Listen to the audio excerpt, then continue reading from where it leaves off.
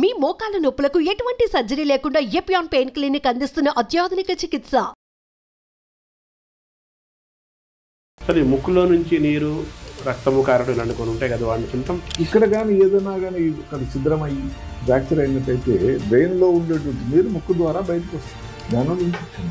ఏమిటా బ్రెయిన్కి వచ్చే ఇన్ఫెక్షన్ మెనింజైటిస్. మెనింజైటిస్ అంటే అత్యంత ప్రమాదకరమైనటువంటి వ్యాధి. బ్రెయిన్ స్ట్రోక్స్ వస్తాయని ముందు మనకి తెలిపే లక్షణాలు. 40 సంవత్సరాల లోపల వారికి స్ట్రోక్ రాదను, బీపీ రాదను, షుగర్ రాదు అనే పాత మాటను విస్మరించండి. ఇలాంటి లక్షణాలు కానీ ఉండేటట్టయితే ఎప్పుడు చూసినా కానీ ఏదో నీరసంగా, డ్రౌజీగా కనిపిస్తూ ఉంటారు. దీనిని ఒక నరాలకు సంబంధించిన వ్యాధిగా వాళ్ళు పరిగణించారు. అంటే ఒత్తిడి వస్తుందా, తెచ్చుకుంటున్నారు. చుట్టుపక్కల వాళ్ళు అవుతున్నారు, వారికి ఐఐటి సీట్ వచ్చింది, వాళ్ళ చుట్టాలు, బంధువులు, ఈ అబ్బాయికి రావాలి అంటే ఇవన్నీ తల్లిదండ్రులు గమనించి కూడా వాళ్ళకి తెలిసిందల్లా ఏమిటంటే మా అబ్బాయి డాక్టర్ అయిపోవాలి, తప్పేం లేదు ఆలోచన. నిద్ర తక్కువ అయిపోయింది. ఇలాంటి ఇబ్బందుల వల్ల ఏమిటంటే ఈ సీరియస్ చాలా ప్రమాదం. ఈ ఫ్యాటిక్ సిండ్రోమ్ పైన కోవిడ్ ప్రభావం ఉంది, థైరాయిడ్ ప్రాబ్లం, షుగర్ వ్యాధి ఉంది. ఇలాంటి వాళ్ళు కొన్ని కారణాలు ఉన్నాయి. భారతదేశంలో 12% సీనియర్ డాక్టర్లు ఆల్రెడీ ChatGPT వాడుతున్నారు. పక్షపాతం రాకుండా మనం ముందుగా ఏమేమి చేయాలి సార్? బీపీ రెగ్యులర్గా ఉంటే చెక్ చేయించుకోవాలి, లేని వాళ్ళు కూడా చూపించుకోవాలి. కిడ్నీ ప్రాబ్లం కానీ ఏమైనా ఉన్నాయని జిమ్కి వెళ్తూ సడన్ హార్ట్ అటాక్ జరిగిపోయాడు.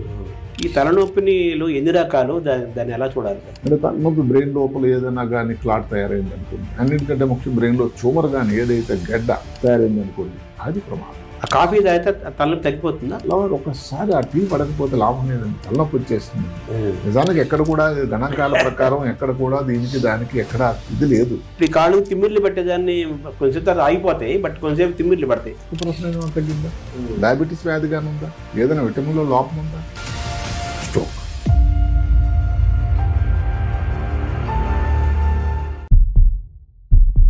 ముక్కులో నుంచి నీరు, రక్తము కారడం ఇలాంటి కొన్ని ఉంటాయి కదా, వాడిని సిమ్టమ్, వాటిని ఏమంటారు? మెదడుకి ఏమైనా ప్రాబ్లం ఉందా? అంటే ముక్కులో నీరు అన్నది ముక్కుకి మెదడుకి భగవంతుడు అమర్చినటువంటి ఒక చిన్న బోనేనండి మధ్యలో. అంటే కొన్ని మిల్లీమీటర్ల తేడా అంతే. ఇది ఇంతవరకు బ్రెయిన్ ఉంటుంది, ఇక్కడ ముక్కు అంటే అంతే కదా. అంతే. అంటే మన LOC లైన్ ఆఫ్ కంట్రోల్, పాకిస్తాన్కి భారతదేశంలో చిన్న లక్ష్మణ రేఖ.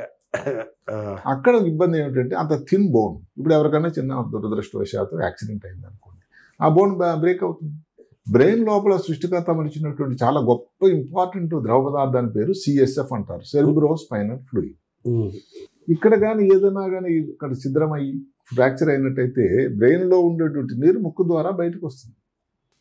దానినే ముక్కులో నుంచి నీరు కాదు. ముక్కులో నీరు అనేది 2 సన్నివేశాలు ఉంటాయి. జలుబు ఉందనుకోండి, కామన్గా అయితే జలుబు, అందుకే బ్రెయిన్ లోపల ప్రమాదం ఏంది కాదు. జలుబు బాగా ఉంది, దగ్గు వచ్చింది, ఈ మధ్య కాలంలో వచ్చింది అంటే కామన్ కారణం అదే, కామన్ కోల్డ్ అంట. ముక్కు నుంచి ఏదైతే వాటర్ కంటిన్యూస్గా ఒక పక్క నుంచి వచ్చి వాటరీ కలర్ ఉండి ముక్కులో ఏదైతే జలుబు దాని వల్ల వచ్చిన ఎలర్జీ వల్ల వచ్చిన నీరా, మెదడులో చూస్తున్న నీరా, దానికి ఏమన్నా చిన్న చిన్న బెడ్స్ ఏవైతే ల్యాబ్ టెస్టులు కూడా ఉన్నాయి. కానీ దానికంటే ముఖ్యంగా అత్యంత ముఖ్యమైన పరీక్ష ఏమిటంటే వెన్నులో పూసలో ఒక సూది వేసి ఏదైతే సిజేరియన్ సెక్షన్ ఆపరేషన్ అప్పుడు చేసేటువంటి ఇలా మాదిరి అక్కడ నుంచి CSF తీసి అందులోపల ఇంజెక్షన్ చేస్తారు కాంట్రాస్ట్. అది మెదడు లోపల ఎక్కడైతే ఆ రంధ్రం ఉందని అనుమానం ఉందో అక్కడ వరకు తీసుకెళ్లి దాన్ని టెస్ట్ చేస్తే దాని పేరు CT సిస్టోనోగ్రఫీ అంటారు. అక్కడ కానీ ఈ కాంట్రాస్ట్ కానీ బయటకు వచ్చిందో 100% అక్కడ ప్రాబ్లం ఉంది, దానికి ఆపరేషన్ చేయాల్సిన అవసరం కూడా ఉంది. ఎందుకంటే ఆ నీరు కానీ బయటకు వస్తే ఇబ్బందులు ఏమిటండి, దానివల్ల ఇన్ఫెక్షన్. ఏమిటా బ్రెయిన్కి వచ్చే ఇన్ఫెక్షన్ మెనింజైటిస్ అంటాం. మెనింజైటిస్ అంటే అత్యంత ప్రమాదకరమైనటువంటి వ్యాధి. ప్రాణాపాయం చాలా హెచ్చుగా ఉంది. దానివల్ల ఫిట్స్లా రావడం, స్పృహలు కోల్పోవడం, వెంటిలేటర్ పెట్టాల్సి రావడం, దాని నుంచి రికవర్ అవ్వడం తర్వాత లేట్ అవ్వడం, ఇలాంటి ఇబ్బందులు ఉంటాయి. కాబట్టి ఎప్పుడైతే ముక్కులో నీరు కానీ వచ్చి అది బ్రెయిన్లో వచ్చిన నీరు అని కానీ కన్ఫర్మ్ చేస్తే ఎంత తొందరగా అయితే అంత తొందరగా దానికి శస్త్రచికిత్స చేయాల్సిన అవసరం కూడా ఉంటుంది. అది మెనింజైటిస్ తాలూకు ఒక లక్షణం అంటారా? అంతే మరి. అంటే వాటర్ రావడం మెనింజైటిస్ లక్షణం కాదు, నీరు రావడం వల్ల దాని నుంచి మెనింజైటిస్. చుట్టుపక్కల వాతావరణం అంతా దుమ్ము ధూళి అంతా ఉంటుంది కదండి. అవును. ఇప్పుడు ఆయన భద్రంగా ఎలా చేశాడంటే దాన్ని ఉండాల్సిన చోటు అది ఆయన నిర్దేశించాడు. ఏదైనా కారణం వల్ల దాన్ని ఎల్లలు దాటి కానీ వచ్చినట్టే ఇది ఏమవుతుంది? అవునవును, జరుగుతున్నదే అది. సో ముక్కుకి మెదడుకి ఉన్న లింక్ చాలా గొప్పది. చాలా. అసలు ఈ మధ్య కాలంలో చాలా చాలా రకం మందులు ప్రపంచం ఏంటంటే ఇంట్రావీనస్ అయితే నొప్పులు ఉంటుంది, ఇంజక్షన్ దానికి పెట్టాలి, పిల్లల్లో ఇంజక్షన్లు తీసుకోరు. కొన్ని మందులు కూడా దాని నుంచి వెళ్ళి ఆ చోటు ఎక్కడైతే ఇబ్బంది ఉందో అక్కడ కోసం, ముఖ్యంగా బ్రెయిన్కి సంబంధించిన వ్యాధులకి అంతా చాలా దూరం ప్రయాణించాల్సి ఉంటుంది. అందుకని ఈ మధ్య కాలంలో ముక్కు నుంచి మందులు చాలా ఒక కొత్త పద్ధతి వచ్చింది. ఎందుకంటే నోస్ బ్రెయిన్ యాక్సిస్ అని ఉంటుంది, చెప్పారు ఇందాక మీరు, చిన్న రక్షణ పక్కనే ఉంటుంది. అందుకని ఇక్కడ కానీ ముక్కులు డ్రాప్ రూపంలో వేసామనుకోండి, ఎంత దూరం ఉంది బ్రెయిన్ కి, తక్షణంగా చేరిపోతుంది దగ్గర. అదే కాకుండా ఇప్పుడు రక్తంలో ఇచ్చేటువంటి మందులన్నీ కూడా ఎక్కలి వెళ్ళడానికి అక్కడ సైంధవుడు ఉన్నాడు, బ్లడ్ బ్రెయిన్ బ్యారియర్, బ్రెయిన్ లోపల. ఆయన కొంచెం అడ్డగట్టగా ఇస్తాడు, ఆయన ఆలోచిస్తాడు ఎలా చేయాలా లేదా ఈ మందునని.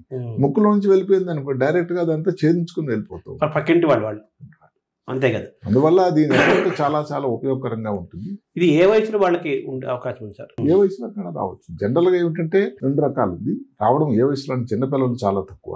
ఎవరికైనా యాక్సిడెంట్ అయింది అనుకోండి, యాక్సిడెంట్ ఇక్కడ ఈ బోన్ ఫ్రాంటల్ బోన్ అంటాం, ఇక్కడ దానికి మనం క్రిబ్రీ ఫ్రాంక్లెట్ అంటాం, అక్కడ కానీ ఫ్రాక్చర్స్ అయినట్టు వచ్చే అవకాశం ఉంది. అది కాకుండా రెండో వెరైటీని మనం స్పాంటేనియస్ CSF రైనోవేరియా, అంటే ఏ కారణం లేకుండా ఒకసారి మొదలైంది.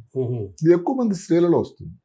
ఏదో కారణం వల్ల మెదడు లోపల ఎక్కడైతే ఈ జంక్షన్ ఏరియాలో ఒక చిన్న రంధ్రం ఉండడం, ఇన్నాళ్ళు ఊరుకొని సడన్ గా ఒక రోజు అది ఓపెన్ అవ్వడం, ఆ తర్వాత అక్కడి నుంచి వాటర్ పోతూ జరుగుతూ ఉంటుంది. దాన్ని స్పాంటేనియస్ CSF రైనోవేరియా అంటారు. దానికి దీనికి తేడా ఏమిటంటే, ఇప్పుడు యాక్సిడెంట్ అయ్యి ఫ్రాక్చర్ అయ్యి ఉంటే అది 4 ఏళ్లలాగా స్టెల్లేట్ అంటాం, చాలా దిశల్లో ఉంటుంది. టెక్నికల్ గా ఆపరేషన్ చేసినప్పుడు కూడా అది కొంచెం కష్టం. అది ఈ స్పాంటేనియస్ అంటే స్మూత్ చిన్న డిఫెక్ట్, దాన్ని పోడ్చడం అనేది చాలా ఈజీ. సో దీనికి చికిత్స ఉందా? తప్పకుండా ఉంది. బ్రహ్మాండంగా ముక్కు నుంచి అసలు బ్రెయిన్, పాతకాలంలో అయితే బ్రెయిన్ ఓపెన్ చేసి చేసేవాళ్ళు మెదడుని.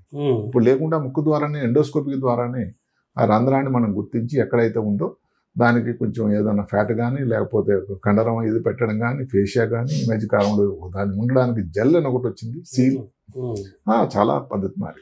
అంటే సర్జరీ కంపల్సరీ చేయాలా, మామూలుగా మందులు దీని ద్వారా నివారణ పైలేదు? ఒక్కసారి కానీ సీరియస్ అవ్వటే నీరు వస్తున్న నీరు అన్నది సెరిబ్రోస్పైనల్ ఫ్లూయిడ్ అని, దానికి కారణభూతమైన అక్కడ రంధ్రం ఏదో ఉంది, డిఫెక్ట్ అని ఉంటే దానికి సర్జరీ అన్నది తప్ప మందులు లేవు. అయితే ఇక్కడ చిన్న మాట, కొంతమందికి అదృష్టవశాత్తు మెనింజైటిస్ 3 సంవత్సరాలు రాకపోవచ్చు, 6 మాసాల్లో రావచ్చు. ఈ తలనొప్పిని ఎన్ని రకాలు, దాన్ని ఎలా చూడాలి సార్? అసలు తలనొప్పికి పెద్ద శాస్త్రం ఉంది.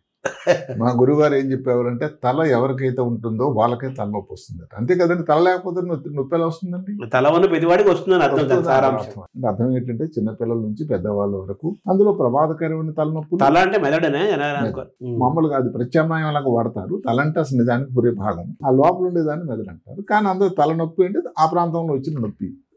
అలా తలనొప్పి అంటే ఇప్పుడు ప్రమాదకరమైన తలనొప్పి అలా మనం డివైడ్ చేద్దాం. ప్రమాదకరం కాని నొప్పి, ముందు ప్రమాదకరం నొప్పి గురించి మాట్లాడుకుందాం. ఎందుకంటే ప్రమాదం కదా. అంటే తలనొప్పి బ్రెయిన్ లోపల ఏదైనా కానీ క్లాట్ తయారైంది అనుకోండి, అన్నిటికంటే ముఖ్యం బ్రెయిన్ లో ట్యూమర్ కానీ ఏదైతే గడ్డ తయారైంది అనుకోండి, అది ప్రమాదం. అక్కడ ఏంటంటే ఒక్క లక్షణం తలనొప్పి కాకుండా కొన్ని లక్షణాల సముదాయం, సిండ్రోమ్ అన్న ఉండాలి. ఎలా తలనొప్పి, వాంతులు, కంటిలో చూపు తగ్గడం, మూర్ఛవ్యాధిలాగా రావడం, కాళ్ళు పని చేయలేకపోవడం, జ్ఞాపశక్తి తగ్గిపోవడం, కంటిలో చూపు తగ్గిపోవడం, చెవులో వినపడడం తగ్గిపోవడం, నడవలేకపోవడం, నడుస్తుంటే క్రమంగా లేకపోవడం, మాటలో తేడా రావడం, ఇలాంటి లక్షణాలు కొన్ని లేదా అన్నీ ఉన్నా కూడా అది ఇంకా బ్రెయిన్ లో ఏదైనా ట్యూమరు, దానికి న్యూరో సర్జన్ సంప్రదించాల్సిన అత్యంత అవసరం ఉంది అని చెప్పడం. ఇది సింపుల్ హెడేక్, టెన్షన్ హెడేక్ అంటే ఇందాక చెప్పుకున్న టెన్షన్, ఒత్తిడి లేని వ్యక్తే లేదు. మామూలుగా స్త్రీలలో ఎక్కువగా వచ్చేది మైగ్రేన్ వ్యాధి అంటారు. అంటే మెదడు లోపల, తల లోపల ఒక భాగం కుడి పక్కన కానీ ఎడం పక్కన కానీ వస్తూ ఉంటుంది. ఎక్కువ శాతం స్త్రీలలో ఇది వాళ్ళు ఋతుక్రమం టైంలో, ఏదైతే మంత్లీ టైంలో కూడా పీరియడ్స్ వచ్చే ముందు కూడా వాళ్ళకి రావడానికి ఆస్కారం ఉంటుంది. ఇలాంటి వాళ్ళకి ఏదైతే దానికి మందులు అన్నది ముందు పరీక్షలన్నీ చేసి అంతా నార్మల్ గా ఉందని కన్ఫర్మ్ చేసిన తర్వాత ఏదైనా మందులు లాంటివి ఇవ్వాల్సిన అవసరం ఉంటుంది. ఇందులో కూడా ఒక చిన్న విషయం తెలియాల్సింది ఏంటంటే, సిమ్టమాటిక్ మైగ్రేన్ అంటే మైగ్రేనే, కానీ ఈ మధ్య కాలంలో దాని లక్షణాలు మారాయి. అంటే ఏదో 5 నిమిషాలు వచ్చింది, ఇప్పుడు ఎక్కువ శాతం వస్తుంది. వచ్చేటప్పుడు కళ్ళు ముందు ఏదో వస్తువులు సరిగ్గా కనబడడం లేదు, జ్ఞాపశక్తి తగ్గిపోతూ ఉంది. వచ్చిన తర్వాత అసలు ఒక 2 రోజులు తాను మనిషి కాలేకపోతున్నాడు, ఏదో కాలు చేయి తిమిరెక్కింది. ఇవి సిమ్టమాటిక్ మైగ్రేన్. అంటే మెదడు లోపల ఇంకేదన్నా లక్షణాలు ఇబ్బందికరం ఉంటేనే, ఆర్గానిక్ డిఫెక్ట్ ఉంటేనే, ప్రమాదం ఉంటేనే కానీ ఇలా రాదు. దాని అందుకని సిమ్టమాటిక్ మైగ్రేన్ అన్నది. ఈ మైగ్రేన్ లో కూడా జెనెటిక్స్ ఉందంటారా? చాలా ఉందండి. అంటే ఎక్కువగా తల్లిదండ్రులకు ఏదైతే సామెత అందరూ జోక్ చెప్పుకున్నట్టుగా, తల్లిదండ్రులకు అంత ఆస్తి ఎలాగైతే ఇస్తారో, ముఖ్యంగా తల్లులు ఈ మైగ్రేన్ వ్యాధిని కూడా ఇస్తారంటే వాళ్ళ అమ్మగారికి ఉంటుంది, వారికి వచ్చింది, వాళ్ళ అమ్మగారికి ఉంది. ఇలాగ స్త్రీలు ఎక్కువ శాతం కుటుంబ పారంపర్యంగా మనం చెప్పిన ఏదైతే వంశపారంపర్యంగా వచ్చే అవకాశం కూడా ಹೆಚ್ಚು. అవునవును. తలనొప్పులు, ప్రమాదకరమైన తలనొప్పులు, ప్రమాదం కానివి 2 రకాలు చెప్పారు. ప్రమాదకరం ఏంటో చెప్పారు. సో మైగ్రేన్ కూడా దానికి ప్రమాదకరం కింద కాదు, ఇబ్బందికరం. అది ఇబ్బందికరం. అయితే రెండోది మనం ఏదైతే చెప్పుకున్నాం సిమ్టమాటిక్ మైగ్రేన్ అని ప్రమాదకరం కావచ్చు. అదృష్టవశాత్తు ఆ శాతం తక్కువ. మనకు దానికి ట్రీట్మెంట్ ఉంది కదా. ట్రీట్మెంట్ ముందు దానికి ఏది కారణం వల్ల వచ్చిందని చూడాలి. బ్రెయిన్కి అవసరమైనటువంటి పరీక్షలు చేయాలి. ఉదాహరణకి ఏదన్నా కానీ సిటీ స్కాన్ కానీ ఎంఆర్ఐ కానీ ఈజీ అనే టెస్టులు అన్నీ ఉన్నాయి. అవన్నీ చేసినట్టయితే ఒక నిర్ధారణ ఉంటుంది. బ్రెయిన్లో ఏమైనా ప్రాబ్లం ఉందా, ఉంటే అసలు ఏమిటి, ఏ రకమైన ప్రాబ్లం, ఎంత పెద్ద సైజు, దానికి ఏం చేయాలి, దాన్ని బట్టి వైద్య విధానం. అంటే ఒకసారి మైగ్రేన్ జీవితంలో ప్రవేశిస్తే దాన్ని మనం క్లోజ్ చేసేయాలమా, లైఫ్ లాంగ్ అనుభవించాలా, క్లోజ్ చేయొచ్చా? అది అవతల వ్యక్తిని బట్టి కూడా ఉంటుంది.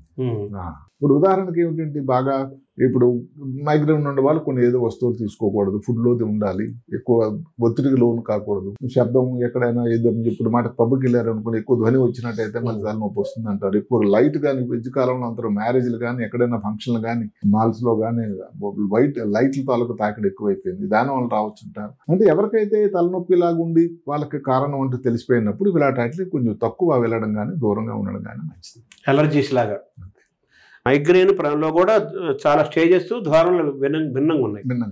శాశ్వతంగా మైగ్రేన్ మనం తొలగించడానికి అవకాశం అంటే దానికి ఏమిటి శాస్త్రంగా తొలగించడం అనేది లేదు. కొన్ని సంవత్సరాల తర్వాత వాళ్ళు అడ్జస్ట్ అయిపోవడం కానీ తగ్గిపోవడం కానీ తగ్గిపోతూ ఉంటుంది. అంతే, మన చేతిలో లేదు, కొంతవరకే మెడికల్ గా మన చేతిలో ఉంది. అంటే మందుల తాలూకా శాతం తక్కువ. ఎందుకంటే అవతల వ్యక్తులు బాధపడుతున్న వాళ్ళు ఏంటంటే చాలా టెన్షన్ లోన్ అవుతారు. ఆ ఎపిసోడ్ వచ్చిందంటే ఇంకా 2 రోజులు నేను మనిషిని కాను అని చాలా భయపడుతూ ఉంటారు వచ్చింది అంటే. అసలు ఋతుక్రమం ముందు కొందరికి ఎవరికైతే తలనొప్పి మొదలైందంటే వాళ్ళు అది అసలు ఒక పెద్ద నైట్ మేర్ అనమాట, పీడకర. ఇప్పుడు ఈ మైగ్రేన్ వచ్చిన వాళ్ళు కొంచెం నిద్రపోతే రెస్ట్ చేసుకుంటే పోతుంది అనుకుంటారు, కరెక్టే అండి? తగ్గుతుంది. ఎందుకంటే నిద్ర నుంచిందో ఏమీ లేదండి, అది పెద్ద మందు, అది సర్వరోగ నివారణ. సార్ తర్వాత ఈ తలనొప్పులు వచ్చినప్పుడు ఈ కాఫీ అనేది కూడా మనకి బాగా అదొక మెడిసిన్ లాగా అయిపోయింది కాఫీ. అంటే దానికి సైంటిఫిక్ గా ఉన్న బేసిస్ అలా ఏమిటంటే కాఫీ దాన్ని తీసుకున్నట్టు దానిలో ఒక పదార్థం ఉంటుంది. టీలో కానీ కాఫీలో కానీ ఉండే పదార్థాన్ని కెఫీన్ అంటారు. కెఫీన్ అనేది వాసోడైలేటర్. అంటే ఏమిటంటే మెదడులో రక్తనాళాల లోపలికి రక్త ప్రసరణ ఎక్కువ అయ్యి ఆ తలనొప్పి తగ్గి కొంచెం కంఫర్టబుల్ ఉండడానికి దోహదకారం చేస్తుంది. కానీ అయితే ఆ సర్వత్రా హేతువులాగా తలనొప్పి తగ్గాలంటే 5 కప్పులు 10 కప్పులు తాగుతూ ఉంటే అది ప్రమాదం కాస్త బెడిసికొడుతుంది. మంచి కాదు, సరిగదా, దానివల్ల ఇబ్బంది ఎక్కువ రావడం కాస్త. అది ఓకే. ఇప్పుడు తలనొప్పి ఉన్నప్పుడు అంటే మీరు చెప్పిన ప్రమాదకరం కాదు, మామూలుగా ఒత్తిడి వల్ల కానీ నిద్ర లేకపోవడం వల్ల కానీ ఏదైనా కానీ తలనొప్పి వస్తే ఆ కాఫీ తాగితే తలనొప్పి తగ్గిపోతుందా? అది చెప్పాను కదా, దానివల్ల కెఫీన్ ప్రభావం కొంత ఉండదండి. అది కాకుండా నేను కాఫీ టీ తాగితే నాకు తలనొప్పి తగ్గిపోతుందని ఒక ధీమా, ఒక సైకలాజికల్ బూస్ట్. ఈ బూస్ట్ కన్నా సైకలాజికల్ బూస్ట్ అనేది చాలా గణనీయంగా పనిచేస్తుంది. చాలా మంది మనం ఇది వింటూ ఉంటాం, తెల్లవారు ఒక్కసారి ఆ టీ పడకపోతే లాభం లేదండి, తలనొప్పి వచ్చేస్తుందని. నిజానికి ఎక్కడ కూడా గణాంకాల ప్రకారం ఎక్కడ కూడా దీనికి దానికి ఎక్కడ ఇది లేదు. కానీ అది చేయగానే ఒక కంఫర్ట్ అనమాట, నేను కాఫీ తాగ్గానా టీ తాగ్గానా నేను తలనొప్పి తగ్గిపోయింది అని ఒక సంతోషం. కాఫీ వాళ్ళకి బూస్ట్ లాగా పనిచేస్తుంది, అంతే, అక్కడ బూస్ట్ అవుతుంది. అంటే ఈ కాఫీ అనేది బ్రిటిష్ స్టైల్ ఈ మధ్య కాలం మనకు అలవాటు, అంతమంది మనకు అలవాటు కూడా లేదు కదా. కానీ మనం బాడీకి ఏది అలవాటు చేస్తే అందులో కొట్టుకుపోతుంటాం. అందరికి తెలియాల్సింది ఏంటంటే కాఫీ అంటే కెఫీన్ అని కాదు, టీలో కూడా కెఫీన్ ఉంటుంది. ఇంతవరకు ఎందుకంటే కూల్ డ్రింక్స్ లో కూడా కెఫీన్. అవునా? అంటే ఒక స్టిమ్యులెంట్ అండి అది. ఓకే. అంటే మరి కాఫీలో ఉన్న ఆ స్టిమ్యులేషన్ కి టీలో ఉన్న స్టిమ్యులేషన్ కి మిగతా ఉన్న జ్యూసుల్లో ఉన్న స్టిమ్యులేషన్ తేడా ఉందా? పెద్ద తేడా ఏం లేదు. నిజానికి ఏమిటంటే ఎక్కడ కూడా ఎన్ని కప్పులు తాగుతున్నారు, ఎంత ఇప్పుడు కాఫీ అని అనుకోండి, ఎంత ఎక్కువ strength so called strong coffee అంత, ఇలాంటి దాన్ని బట్టి కొంత మారుతూ ఉంటుంది. ఇప్పుడు ఆల్కహాల్ ఆ స్టిమ్యులేషన్ ఉండదా? ఆల్కహాల్లో కెఫీన్ ఉన్నట్టు నాకు ఎక్కడ లేదు. కెఫీన్ అనేది స్టిమ్యులేట్ చేసే ఒక కెమికల్ రియాక్షన్, అది అంతే కదా. మరి దానికి ఇప్పుడు రక్తనాళాలు పెద్దగా అవ్వాలి, రక్తనాళంలో వెళ్ళేటువంటి రక్త ప్రసరణ ఆ టైంలో బాగా పోవాలి అని అంటే రక్తంలో మెదడుకు CBF అంటాం, సెరిబ్రల్ బ్లడ్ ఫ్లో, అది పెరుగుతూ ఉంటుంది, కొంచెం హ్యాపీగా ఉంటుంది. నరాల బలహీనత అనేది బాగా వినిపించే మాట, చిన్నప్పుడు బోర్డు కూడా కనిపిస్తుంటాయి. అంటే ఈ నరాల బలహీనత రకరకాల, ఇప్పుడు అందులో నాకు లాక్కండి నరాల బలహీనత ఏంటంటే వారు పెట్టే బోర్డులో ఆ సబ్జెక్ట్ వేరే ఉంటుంది. కానీ నరాల బలహీనత అనేది ఒక ఇబ్బందే, అది చాలా జనరలైజ్డ్ ఇబ్బంది. ఉదాహరణకి నరాల బలహీనత అంటే మేము అనుకునేది ఏం చేతులు పట్టుకోలేకపోవడం, కాళ్ళు పట్టుకోలేకపోవడం, చేతులు కాళ్ళు అచేతనంగా అయిపోవడం, నడవలేకపోవడం, ఇలాంటివి కొన్ని వ్యాధుల వల్ల. ఇప్పుడు మాట వెన్నుపోవంలో ఏదైనా మెడలో ఇబ్బంది ఉందనుకోండి, దానివల్ల కూడా నరాల బలహీనత వస్తుంది. కాళ్ళు చేతులు కంట్రోల్ చేసే నరాల మీద కానీ ఒత్తిడి ఉంటే అది వేరే. డయాబెటీస్ వ్యాధి సంవత్సరాల కొలది ఉంది, దానిని వచ్చేదాన్ని పెరిఫరల్ న్యూరోపతి అంటారు, అది కూడా నరాల బలహీనత. ఏదైనా విటమిన్ లోపం ఉందనుకోండి, B6 కానీ B12 కానీ ఇలాంటి వల్ల కూడా వస్తుంది. అదే ఇలాంటి ఫలితాలు వచ్చేదాన్ని ఒక నిర్దిష్టంగా డాక్టర్ గారు పరీక్ష చేసినప్పుడు చేతుల్లో కాళ్ళలో కొన్ని బలం తగ్గడం కానీ, లేకపోతే కొన్ని టెస్టులు ఉంటాయి, ఇంకా సెన్సరీ స్పర్శ కానీ, లేకపోతే మనం ఈ కొట్టడం ఒకటి ఉంటుంది, జర్క్స్ ఎలిసిట్ చేయడం అని. ఇలాంటివన్నీ చూస్తుంటే తేడాగా ఉన్నట్టయితే నరాల బలహీనత. నరాల బలహీనత చాలా కామన్ గా అందరూ జనరల్ గా వాడేటువంటి ఒక మాట. నరాల బలహీనత అనేది ఇంకేదు, వాళ్ళు సంభోగంలో వచ్చిన దాన్ని కూడా నరాల బలహీనత వాడే సన్నివేశాలు చాలా ఉన్నాయి. అది ఈ సబ్జెక్ట్ కాదు. ఈ వణుకుడు అనేది వణుకుడు రోగం, దాన్ని ఎలా ఉంటాం? వణుకుడు అనేది చాలా చాలా కామన్ ఇదండి. దానికి ఏంటంటే ఒక ముఖ్యమైన వ్యాధి ఈ మధ్య కాలంలో ఎక్కువగా డీజనరేటివ్, ఏది న్యూరో డీజనరేటివ్ డిసీజ్ అని ఒకటి ఉంది. ఆ డీజనరేటివ్ డిసీజ్ లో ఒక మాట ఏదైతే పార్కిన్సన్ వ్యాధి అని ఒకటి ఉంది. దానివల్ల వణుకుడు ఏదంటే మెదడు లోపల ఉండేటువంటి డోపమిన్ అనేటువంటి ఒక ద్రావకం, రసాయనం తాలూకా ఏదో కారణాల వల్ల తక్కువగానే తయారైతే వణుకుడు వ్యాధి మొదలవుతూ ఉంటుంది. అందుకంటే దానికంటే ముఖ్యమైనటువంటి ఎవరికైనా థైరాయిడ్ వ్యాధి ఉంది. థైరాయిడ్ పనితనం ఎక్కువ చేయటం, థైరోటాక్సికోస్, దానివల్ల వణుకుంటుంది. వయసుని బట్టి వణుకుంటుంది. ఏది సెనైల్ ట్రెమర్ అని, ఏదైనా వస్తువు దగ్గరికి వెళ్తే పట్టుకోలేకపోవడం, టెన్షన్లో గాబరాల్లో ఉంటుంది, ఏదైనా వస్తుంది. ఆల్కహాలిక్ ట్రెమర్, ఎందుకంటే ఆల్కహాల్ సెర్బోల్పతి అంటే ఏంటంటే బ్రెయిన్ లోపల ఆల్కహాల్ తాలూకా ప్రభావం. లివర్ లో హెపాటిక్ ఎన్సెఫలోపతి అని అంటారు. అంటే ఏంటి, లివర్ మద్యం సేవించడం వల్ల లివర్ మీద డ్యామేజ్ అయ్యి లివర్ తాలూకా ప్రభావం ఏదైతే బ్రెయిన్ లో కన్నెక్కుపడి చూపితే వచ్చేదాన్ని ఎన్సెఫలోపతి. అది హెపాటిక్ ఎన్సెఫలోపతి. అది జనరల్ గా కారణం మద్యం సేవించడం. అంటే వణుకుడు నథింగ్ బట్ పార్కిన్సన్ కాదు. వణుకుడు అన్ని కూడా పార్కిన్సన్ కాదు. వణుకుడు అన్నది పార్కిన్సన్ లో ఒక లక్షణం. వణుకుడు అంటే చేతులు వణకడం అండి, ఏదైనా వస్తువులు పట్టుకున్నప్పుడు కానీ లేకుండా కానీ. ప్రెమరెట్ రెస్ట్ అని కూడా అంటాం, ఏ పని కూడా చేయనప్పుడు కూడా కంటిన్యూస్గా వణకడం. ఇలాంటి కొన్ని దాని ఒక్క లక్షణమే కాకుండా మిగతా లక్షణాల సముదాయాన్ని బట్టి ఏ వ్యాధి అని మేము నిర్ధారణ చేస్తాం. ఇప్పుడు ఈ కాళ్ళు తిమ్మిర్లు పట్టేదాన్ని కొంచెం తర్వాత ఆగిపోతాయి, బట్ కొంచెంసేపు తిమ్మిర్లు పడతాయి. అది ఏ కారణం వల్ల ఉంది అని అంతే. రక్తనాళాల ప్రసరణ, రక్త ప్రసరణ ఏమైనా తగ్గిందా, డయాబెటీస్ వ్యాధిగానే ఉందా, ఏదైనా విటమిన్లో లోపం ఉందా? మామూలుగా కాళ్ళ మీద కాలు వేసుకుని ఒక 5 నిమిషాల తర్వాత తిమ్మిరుండి మళ్ళీ కాళ్ళు బదిలిస్తే తగ్గిపోవడం వేరు. అంటే ఎంత తీవ్రత, ఎంత ఇబ్బంది ఉన్న దాన్ని బట్టి తిమ్మిరి అనేది దాని కూడా లక్షణం. సరే, ఇప్పుడు ఈ పార్కిన్సన్ అనేది ఒకసారి వస్తే తగ్గటం అనేది చాలా కష్టము, చాలా తక్కువ మందికి వస్తుంది, తగ్గుతుంది, అది జీవితాంతం అనుభవించాల్సిందే అని కూడా అంటుంటారు. అది ఎంతవరకు కరెక్ట్ సార్? అది అంటే ఇప్పుడు అది కూడా మసకబరిపోతూ ఉంటుంది. ఎందుకంటే పార్కిన్సన్ వ్యాధి గురించి కూడా ఈ మధ్య కాలం ప్రతి వ్యాధి గురించి కూడా ఇందాక చెప్పినట్టుగానే ఏదైతే ప్రోయాక్టివ్ ప్రిమానిషన్ ఆ మీద ఈ మధ్యకాలం మీరు నమ్మండి, పార్కిన్సన్ వ్యాధి కనీసం 17 నుంచి 20 సంవత్సరాల్లో వచ్చే ముందు ఒక చిన్న ఇక్కడ హైదరాబాద్ నగరంలో సౌకర్యం ఉంది, ఆల్ఫాసిన్యూక్లిన్ అని ఒక గాని ఎంజైమ్ గాని టెస్ట్ చేస్తే బయోమార్కర్ అది ముందే తెలిసిపోతుందట. ఎంతకాలం ముందు తెలుస్తుంది సార్? 17 నుంచి 20 సంవత్సరాలు. అలాగే ఆల్జిమర్స్ వ్యాధిని రాకముందు ఎలాంటి ఒక బయోమార్కర్ చేస్తే ఒక 15 సంవత్సరాల ముందు తీసుకుంటుంది. ఇప్పుడు అలాగే జన్యుపరంగా టెస్టులు వచ్చాయి, జెనెటిక్ టెస్టింగ్, ఎవరెవరికి వచ్చేదానికి ఆస్కారం. అంటే పద్ధతులు మారుతున్నాయండి, జీవితాంతం ఇంకా లేదు. ఇప్పుడు మాటకు రాకముందు వాళ్ళ ఇంటి దగ్గర ఎవరికో ఉంది, తల్లిదండ్రులకు ఉంది, ఈయన కూడా ఏదో అనుమానంగా ఉంది, ఆయన చేసే ఉద్యోగం ఆడలేదు, పెయింటర్ ఇంకెక్కడైనా ఉన్నాడు. ఇలాగ ఉండేటట్టయితే పార్కిన్సన్ రావడానికి ఆస్కారం ఉంది అని ఒక అనుమానం వచ్చి కానీ టెస్ట్ చేయించుకుని దాన్ని బట్టే మందులు తయారు చేయొచ్చుగా, అప్పుడు జీవితాంతం ఉండడానికి ఆస్కారం ఉంటుంది. అంటే నాకు ఒక బాగా తెలిసిన వ్యక్తి, పెద్ద ఆయన, ప్రియనవసరం, ఇంకొక ఆయన నాకు కూడా బాగా తెలిసిన ఆయన, ఒక వ్యక్తి నడుచుకుంటూ వస్తున్నాడు, లేదా వెళ్తున్నాడు. అతను మళ్ళీ వెనక్కి పిలిచి, నీకు ఒకసారి న్యూరో సర్జన్ చూపించుకో, నీకు పార్కిన్సన్ వచ్చినట్టుంది అని చెప్పి అన్నాడు. నాకేంటి పార్కిన్సన్ రావటం ఏంటి అది ఇది అన్నాడు. లేదు ఒకసారి ఎందుకైనా మంచిది, నీ నడక తేడా ఉందన్నాడు. వెళ్ళి చూపిస్తే చెప్పేసాట. అంటే అది స్టేజ్, ఆ స్టేజ్ లో ఉందని. అంటే పార్కిన్సన్ వ్యాధిలో ఇంకా కొన్ని లక్షణాలు ఉన్నాయి. ఒక్క వణుకే కాదు, వణుకు ఉందండి, ముఖంలో తేడా ఉంటుంది. ఇప్పుడు మీరు జోకులు వేస్తున్నారు, ముఖంలో ప్రస్ఫుటమైన మార్పులు కనబడు, మాస్క్ లేక్ ఫేస్ అంటారు. ఆయన ఏమిటంటే అచేతనంగా ఉంటాడు, అంత మంచి జోక్ వేసినా కూడా లేదు, ఇబ్బందులు ఏదో అవుతుంది, సినిమా ఏదో చూస్తున్నారు, సీరియల్ ఏదో చూస్తున్నారు, ఏదో కోపం అయింది, దాంట్లో కానీ ముఖంలో కలవలు కనబడాలి కదా, ఆ భావోద్వేగాలు కనబడవు. వాళ్ళు హ్యాండ్ రైటింగ్ స్లో అయిపోతూ ఉంటుంది, అక్షరాలు చిన్నగా అయిపోతాయి, మైక్రోగ్రఫీ అంటారు. అసలు బటన్ పెట్టి బటన్ తీసుకోవడం అయితే కొంత గగనం, ఎవరో వస్తున్న సహాయం చేయాలి. ఇలాంటి లక్షణాలు ఏమున్నా కానీ అవి డెఫినెట్ గా పార్కిన్సన్ వ్యాధి అవ్వడానికి ఆస్కారం ఉంది అని మనం. అయితే ఏమైందంటే ఆ వ్యక్తి కోలుకున్నాడు, మళ్ళీ మామూలుగా ఇప్పుడు బ్రెయిన్ చాలా షార్ప్ గా పనిచేస్తుంది. అది మెడికల్ మిరాకిల్ డాక్టరే చెప్పారు. లేదు బ్రెయిన్ షార్ప్ గా, పార్కిన్సన్ వ్యాధిలో బ్రెయిన్ లో తేడా రాదండి. ఏమిటి, జ్ఞాపక శక్తి కానీ అవన్నీ బ్రహ్మాండంగా ఉంటాయట. అది లక్షణంలో జ్ఞాపక శక్తి తేడా లేదు. ఈ నెమ్మది అయిపోవడం, హ్యాండ్ రైటింగ్ కానీ, ట్రెమర్ కానీ, చేతులు టైట్ గా అయిపోవడం కానీ, ఇలా మాటలో కూడా కొంచెం స్లో మాట, ఇవి కానీ ఆ టైంలీ కానీ వైద్యం చేసి దానికి చేసినట్టయితే బ్రహ్మాండంగా రికవర్ అవుతుంది. అదేం క్యాన్సర్ వ్యాధి కాదు కదా. అంటే వాళ్ళు డాక్టర్ ఎవరో మెడికల్ మిరాకిల్ ఇది నువ్వు కోలుకోవడం అంటే సామాన్య విషయం కాదు అన్నారట. అంటే ఎక్కడ మన కొడుకులు ఇప్పుడు టైఫాయిడ్ వ్యాధి సీరియస్ గా ఉండేది నేను కోరుకున్నా కానీ మనం మెడికల్ మిరాకిల్ కోవిడ్ టైంలో బతికిన వాళ్ళ అదృష్టవంతులు మెడికల్ మిరకల్స్, జరిగిపోయిన వాళ్ళు సాడ్ పార్ట్. ఇలా మెడికల్ మిరకల్ అంటే దానికి ఒక ప్రత్యేకమైన తాత్పర్యం అంటూ లేదు. ఒక ప్రమాదకరమైన పరిస్థితి నుంచి ఒక ఏదో ఇన్ఫెక్షనే వచ్చింది అనుకోండి, నాకు యాక్సిడెంటే అయింది అనుకోండి, దాని నుంచి రికవర్ అయ్యాడంటే అది మెడికల్ కింద. Thank you doctor.